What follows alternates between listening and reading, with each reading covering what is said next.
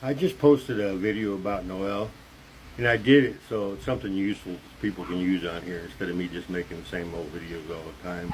I'm tired of being useless and retired and just doing nothing. So what I'd like to do is see if you guys had an interest in learning how to train animals and how to help mostly troubled animals is my specialty. It's my compassion. I've done it all my life. I can even do most of the medical things for them. The story about Noelle is just a good example, and that's actually a minor situation that I've done. But she's the love of my life. She saved me, and I was in a really bad place after I saved her. She kept me going every day. She still does. Gets me up in the morning, makes me take her for a hike when I don't want to, when I want to be a lazy ass. She's an awesome dog. She's been through hell. She is my best friend in life. She's my true love. So if you guys are interested in learning about how to deal with troubled animals, what caused me to make that video, I see people going to rescue a dog that they found in the field that's mean, that they can't approach. And they go out there one day, try to catch it, they can't catch it. They go back another day, they can't catch it. Sometimes it takes them a week. And I'm sitting there going, wow, I could have that dog in my lap in about 30 or 40 minutes generally, is how long it takes me. What everybody's doing wrong is 2 or 3 people saying, hey baby, come here dog, come here, it's okay, it's okay. First off, you don't approach the animal. You don't talk. Animals cannot understand you, and that's fine when it's your dog or it's your friend. Animals don't like to hear people's voice, believe it or not. Animals actually react to the way you look, the way you move.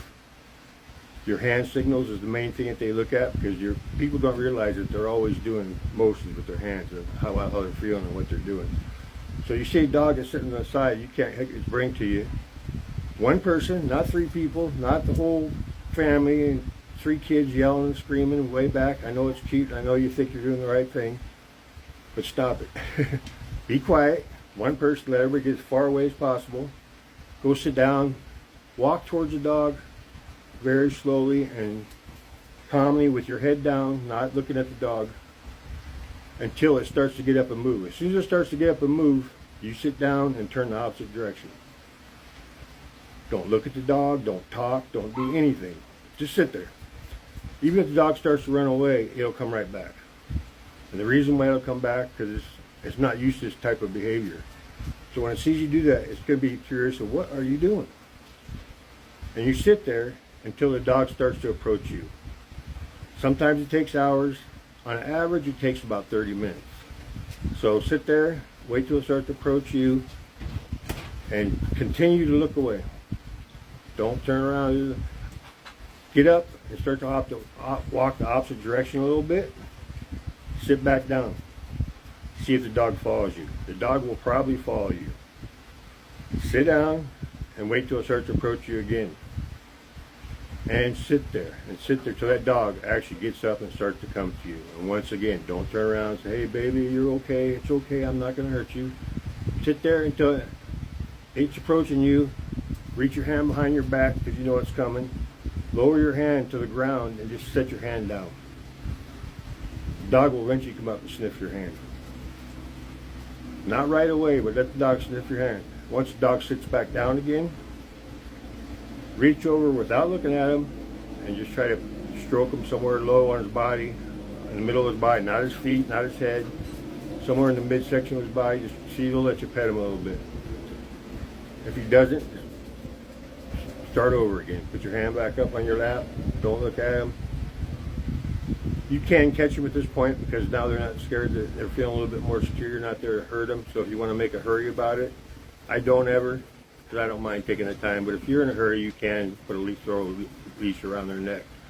But if you mess up and don't do it right, now the dog's got fear of you. So take your time. Let the dog do it on his terms or her terms, whatever it is. Even if it's growling and mean as hell, this dog will eventually come around. And sometimes it takes a long time. I've taken as long as 10 hours before to do it. But on average, it's 30 or 40 minutes with any animal if you do it properly. If you guys are interested in learning about this stuff, I'll learn how to do videos properly and edit them. So I'm not a tech guy. In fact, it's the first time I've ever been on this internet stuff. But I'd like to do something that's helpful to people. So I'm not going to do it if nobody's interested. But I'd like to help out. And if anybody needs help with a dog, I live in San Diego, California. You know, if you see a bad situation with a dog and it needs help, I'll be more than willing to help. All right, take care, everybody.